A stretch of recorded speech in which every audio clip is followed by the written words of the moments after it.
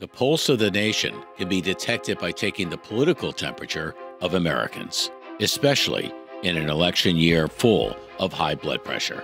Today's guest, David Wasserman, is the senior editor of the Cook Political Report and one of the top election forecasters in the nation.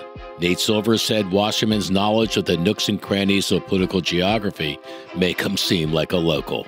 Chuck Todd said he's pretty much the only person you need to follow on election night. Buckle up, America, for the political journey of a lifetime. From Ballard Studios in Washington, D.C., it's 13th and Park. We give you information, not a panic attack. I mean, look what's going on. I mean, my God. This was it. Like, kids were gonna die. That time is gone forever. This is the biggest story in America. We weren't prepared for this. Don't you want to speak truth to power? Toughest thing I ever had to do. Well, David, welcome to the show. You're coming to us from Sanibel, which is one of the chosen places on earth, as far as I'm concerned, as a Floridian. You're with John O'Hanlon, my partner today. We have a Democrat, we have a Republican, and we have a prognosticator. That's the role you're playing as you try to figure out what the hell is going on in American politics today. And I'd like to start by playing a little clip from the New Hampshire primary night, where Nikki Haley had one take on the world and Donald Trump quite another. You've all heard the chatter among the political class. They're falling all over themselves, saying this race is over. Well, I have news for all of them. New Hampshire is first in the nation. It is not the last in the nation. And the next one is my sweet state of South Carolina. She forgot one thing. Next week, it's Nevada. Next week, it's Nevada. It's not South Carolina. We love South Carolina, but next week, it's Nevada. Okay, you talk about showmanship. There you go. John, take it away. Yeah, sure. Hey, David, good to be with you. Looking forward to our chat here and sharing a few laughs as well and getting some insights. Well, things certainly got rocking in the Granite State. We had an incumbent Democratic president who's not on the ballot, one with a write-in. On the ballot was a relatively unknown, still not sure he's known very well. We've got the winner of the Republican primary is splitting his time between campaigns in the courtroom. And as we just saw on the tape here, the second finisher of the Republican primary is returning to her home state of South Carolina for a primary where she trails badly or significantly in the polls. Can you help make sense of what this means or how this can help us look into the future and how this campaign is going to continue to develop? Well, first off, thank you for having me. And I'm afraid that you need more than a Democrat, a Republican, and a prognosticator to understand the 2024 election. You also need a gerontologist, a legal procedure expert. So we're short a few people here. However, we're all trying to make sense of an unprecedented election year on many levels. The Republican race is fundamentally not competitive. New Hampshire is as good as it's going to get for Nikki Haley. It is crossroads of all of her best support groups, moderates, independents, soft Democrats who crossed over to vote, college-educated voters. And yet the results are instructive in several ways. First off, I recall on election night 2022, New Hampshire was the first indicator of the night that MAGA-style candidates were being penalized by independent voters, and Democrats were on track for a better performance than we expected, certainly a better performance than the initial results from Florida indicated. And I do think the areas where Haley is strongest in these primaries are also probably the areas where Joe Biden's support is likeliest to hold up in November. Because if I had to venture to guess, more Haley voters will end up voting for Joe Biden than Donald Trump, based on just the people who voted in New Hampshire. Of course, South Carolina's electorate looks a lot more conservative, looks a lot more like Iowa's electorate than New Hampshire's. And that's true for most Republican electorates around the country. So, Haley really faces a fork in the road here. If she's looking at this rationally, which is hard to say at this point, the party has been taken over by Donald Trump, and that's been true for some time. I don't think she has a future as a Trump antagonist in the Republican Party. Does she bury the hatchet, or does she continue on a path where maybe she is an independent force to be reckoned with at some point in the future? It would be very interesting to see what would happen if Nikki Haley were, let's say, the no labels candidate for president against two very old nominees who are highly unpopular with the broader electorate. Of course, I don't think that'll happen this year, but it's an interesting hypothetical. I share that perspective, actually, David. I was thinking she's burning the Republican bridges behind her. She wouldn't do that without a sense of mission ahead and an independent path, whether it could be a no labels candidacy this time or something downstream would certainly make sense. So back in 2016, I'd like to say where it all began, the Trump era began. You wrote how Trump could win the White House while losing the popular vote. You wrote that piece a couple months before the election, and damn it, that didn't happen just that way. He loses the popular vote by 3 million. He wins the presidential election based on the Electoral College, leaving Hillary Clinton and many Democrats calling an illegitimate election, which, of course, was revisited in reverse 4 years later by Republicans on Democrats. What is it about Donald Trump that makes him a little bit more difficult, possibly, to kind of figure out? Because he clearly is cut from an entirely different cloth. That's right. And it's difficult to game out because on one level, he's not a genuine conservative. He's more of an independent chaos agent who appealed to a lot of independent and anti-institutionalist voters in 2016 and 2020. By the way, came quite close in 2020, winning re-election. It's still amazing the stranglehold he has over the Republican electorate, considering he's, genuine conservative in the same sense that Outback Steakhouse is an authentic Australian restaurant. And the motto of Outback is no rules, just right. I would say that with Trump, he's very dismissive of rules, and he's not that far right. He has not espoused plans to overhaul entitlements. He has not emphasized the wedge social issues that plagued Republicans with secular blue-collar voters, particularly women, for a long time, abortion and same-sex marriage. The onus is on Democrats to elevate abortion as an issue in the 2024 campaign, because Trump isn't talking about it very much, except when he brags about appointing 3 Supreme Court justices who voted to overturn Roe v. Wade. But he is defined more by his lack of ideology, and his flexibility when it comes to policy is something that a lot of independent voters don't mind. David, you touched on some of the different issues in play in this presidential election. And, we've got the migration, we've got the economy. We've also got a lot of events taking place in the United States and around the world. Are there any issues, unforeseen issues or events that you foresee that will have an impact on the elections? Donald Trump's basic message in this campaign is, when I was president, things cost less, and people around the world were not starting wars. I would expect that the economy and foreign policy are dominant issues in this campaign. I think immigration is poised to be a bigger issue than it was in 2020. And by the way, one of the reasons I think Donald Trump was able to perform better with Hispanic voters than he did in 2016 was that the conversation was less about immigration and offensive things that Trump had said about immigrants, and more about the economy and lockdowns during COVID. In 2024, we see Biden underwater on the issue of immigration by 32 points right now. I believe a Democrat can be underwater on the issue by 20 points and still win a national election. It's not Democrats' strong suit, but I don't think you can afford to be underwater by 32 and still win a national campaign. Doesn't this look to you, David, like a change election? We throw that out almost every election, but we have the country that's kind of down on itself. We had the right, wrong direction question, which is always like 65%, 70% wrong direction, which basically says people are very pessimistic about what's ahead, and elections are always about the future. And yet this is an unusual election because, in a way, it's a referendum on 2 presidents, one that was and one that is. Does that change how 24 might play out versus 2016, where I think that was a change election? It was a referendum on the system. Donald Trump played the outsider card to it fairly well.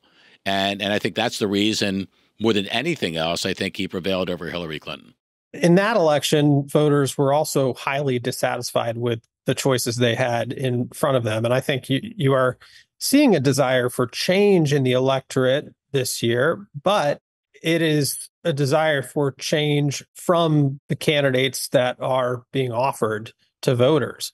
And if you did have a third party option who, let's say, defected from one of the major parties and was much younger than Biden and Trump, then I do think they would have a credible chance at taking the kind of market share ultimately that RFK is taking in national polls. But I do think that right now he is more of a parking place for dissatisfaction than a true owner of that support we're seeing for him in those trial heats. You've written some recent articles on a few congressional races. Lauren Boebert out in Colorado, I think it's Colorado 3 now. You've written about Scott Perry up in Pennsylvania 10, who's the subject of a lawsuit. You've got a Democratic Party where it's stalwarts in its base, the Black community, the Hispanic community, younger voters are seeming less than enthusiastic about the prospects or identification with the Democratic Party.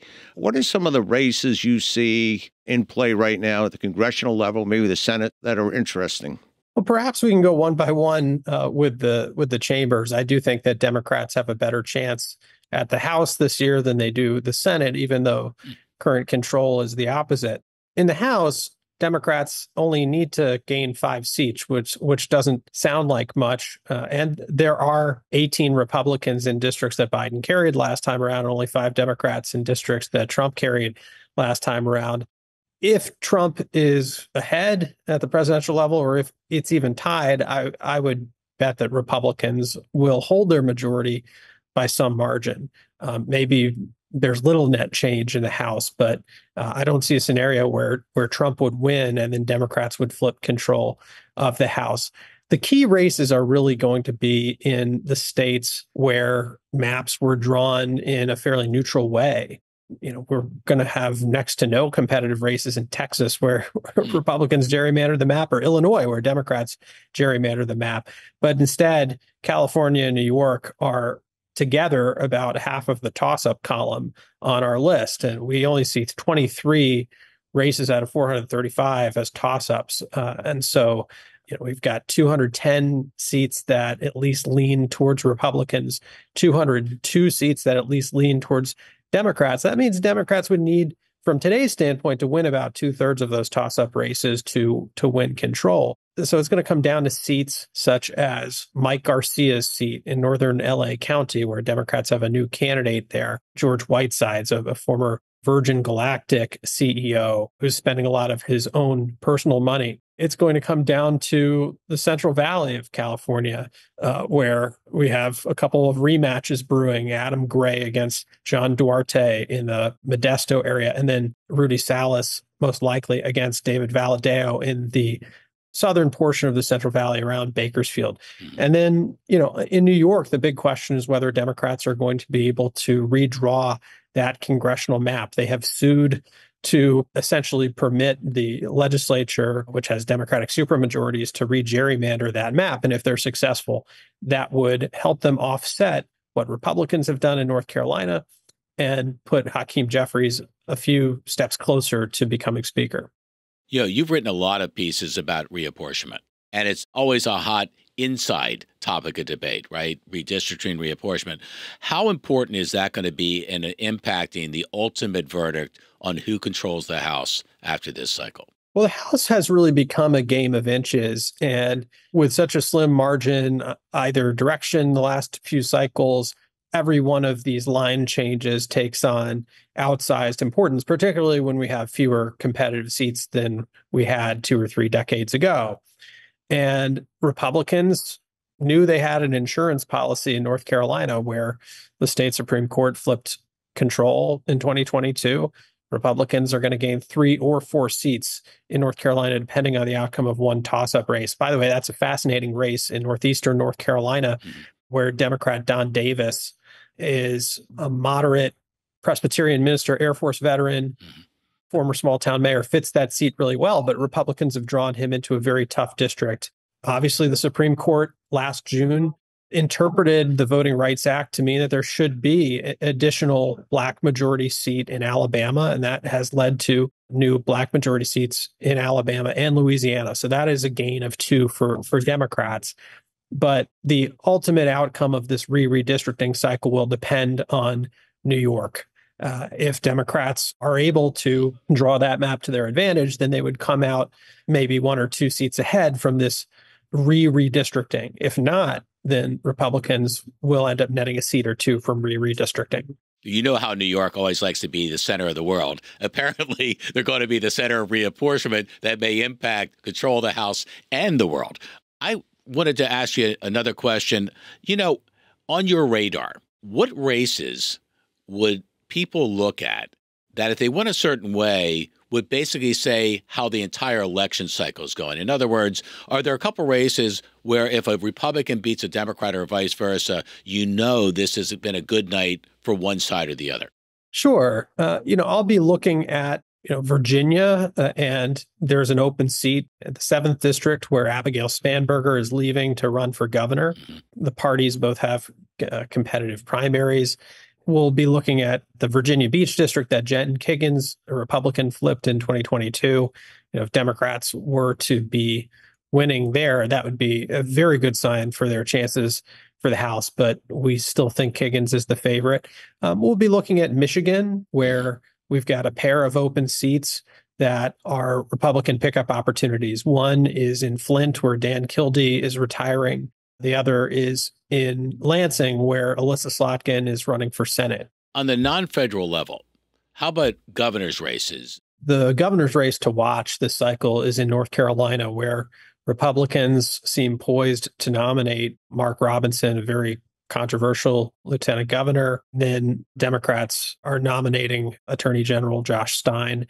That's going to be a marquee contest. And the pattern that we've seen in North Carolina is that voters seem to be more open to supporting Democrats at the gubernatorial level than the federal level. And Roy Cooper has done well, even as the legislature has brushed him aside on plenty of policy. Voters like the idea of having a check on a legislature that's quite lopsided.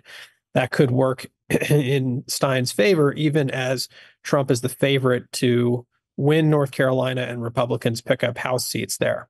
In the U.S. Senate, which is, of course, at a razor-thin margin, just like the House is, and where it seems to be a more favorable cycle on paper for Republicans in terms of more Republicans in a position of challenging more incumbent Democrats, where do you see things kind of shaking out? Democrats would have to run the table to hold on to the Senate, and it is very, very unlikely that they can. They would need to win every competitive race, plus hold the presidency and have a tiebreaker at 50-50, because right now they're 51-49. They're going to lose West Virginia, so you essentially start out at 50-50. And Joe Manchin, I don't think he even would have won had he run. Sherrod Brown and John Tester are at remarkably strong approval ratings given how pro-Trump their states have voted, particularly Tester. And the question will be how well Brown and Tester can define their Republican opponents before they're able to define themselves. It looks like Tim Sheehy will be the candidate in Montana for Republicans. Bernie Moreno is the favorite in Ohio in that primary. And they're both very wealthy nominees running against populist Democrats. So those races in particular are going to be tests of whether popular incumbents can still localize their races. I tend to think Tester might have a better opportunity because he's in a smaller state. But isn't that like a Trump plus 25 state? Keep in mind, Tester, his most recent Morning Consult approval was 61%. Right.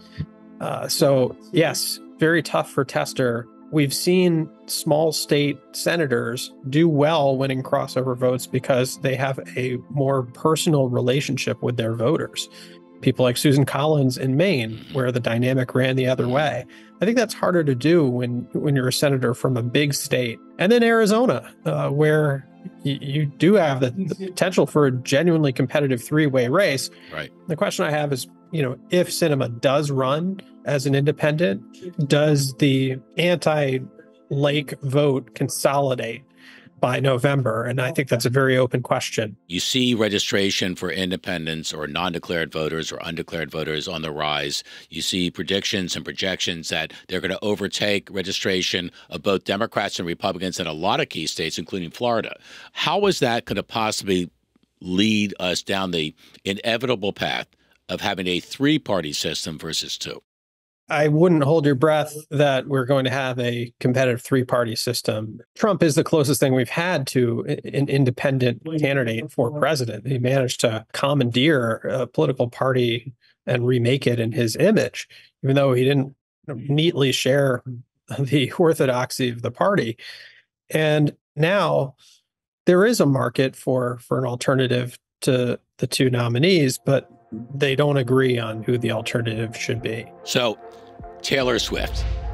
Taylor Swift is motivating her fans to become more civic-minded. The pop star urging fans on social media to register to vote. And Swifties, they answered the call. Vote.org says more than 35,000 people registered to vote after the singer posted a link to the site on her Instagram page. In her post, Swift encouraged fans to raise their voices and to be heard this election year. You can't talk about politics or even football, John, right? No, without talking Taylor Swift. And I think she put out an Instagram post that led to like 30,000 young voters signing up to vote on vote.org. Could Taylor Swift or others like her actually have impact in any of the target places that in a very, very tight election, David, could actually make a difference? Well, look, the presidential race is going to be driving everything, but we may not see the same type of turnout that we did in 2020. I think we're headed for kind of a middle turnout scenario, whereas 2020 was very high, 2016 was on the lower side. And there are kind of two key groups that are up for grabs. I would say the first is a very high engagement type of voter who is a Nikki Haley voter, essentially, someone who doesn't like Joe Biden or Donald Trump. They always show up to vote. It's the kind of voter that we saw in New Hampshire and a lot of the towns that Haley carried. I think those voters are kind of politically homeless, but may be more open to supporting Biden than Trump. Now, the second type of voter are low politically engagement voters who don't consume a lot of political news, and they skew younger. They skew non-college educated, perhaps a little bit more non-white, a little more male than the rest of the electorate. And, you have young voters who identify more with progressive positions, who are very down on Joe Biden. And that's where the celebrity factor might have an impact. If Taylor Swift convinces voters that LGBT rights, reproductive choice are on the ballot in 2024 in a way that Joe Biden and traditional Democratic leaders and messengers can't reach, that could have a modest benefit for Biden and down ballot Democratic candidates. But I think you saw in Tennessee a few years ago the limits of her political reach. Don't you think that the President Biden, needs like a shot in the arm from somewhere, David? I mean, even to get his base, his normal core base together, because you rightfully point out, I think, and we've seen this in polls and we've seen this anecdotally, young voters in particular, but even to some extent, Black Americans, Hispanics, are not as excited. Not that they're off of and down on Biden. They're just not excited by him. What does the president have to do to try to reconstitute the energy of his own base? He has to make the election about Trump and about chaos versus stability, which is something that's very hard to do when you are the incumbent in the race. I don't think most Democrats fully appreciate how little margin for error or how little room for erosion there is versus 2020. In 2020, Donald Trump was at a 41% approval rating. Joe Biden, his favorability was still slightly above water. And Trump was the incumbent who was broadly perceived to have mishandled a pandemic. And yet the election was almost a tie. Joe Biden functionally won by 42,915 votes out of 159.6 million cast. That was his cumulative margin of victory in the three closest states in the Electoral College. So Biden cannot afford more than half a point of erosion in support from 2020 and still win. And yet, we are seeing glaring weaknesses relative to 2020 among younger voters, among Hispanic and Black voters. So to get them back and to get them motivated, Biden has to highlight the positions on which Trump is unpopular. And there are three things that Trump has said in the past several months that allow Democratic ads to write themselves. And the first is, boasting about appointing the justice who overturned Roe v. Wade, reviving talk of repealing Obamacare, and then, also talking about pardoning January 6th rioters. And, that's unpopular with 62% of voters. Democrats have to meet voters where they are rather than where they wish they were. That's something I think, James Carville was very good at back in the day. And if Democrats are trying to frame the 2024 election as, the future of democracy is at stake, persuadable and independent voters and that younger demographic I'm talking about that's less politically engaged, they're not really seeing the world that way. But they don't like the idea of pardoning people who attacked police officers. Well, we have a Democrat, a Republican, and a prognosticator. And I think what I'm going to watch out for, by the way, this cycle, if you see Taylor Swift starting to hit all the target states, the swing states, know the Democrats have something afoot, and she's right in the head of that parade. Thank you so much, David, for spending time with us. We'd love to have you back late in the cycle to see exactly where things are at that point and where this country is heading. You've done an amazing job of keeping not just people on the inside of the process in the know about what's happening, but in encouraging people, frankly, to get out there and vote. And we can't have enough David Wassermans out there, and your expertise in reading polls and assessing what is really going on under the radar is going to be something everyone in the country will continue to watch. Well, thanks for having me. Thank you. Thank you, David. Remember to subscribe today and hit the bell so you never miss another episode of the show with that trademark opener from Washington, D.C. It's 13th and Park.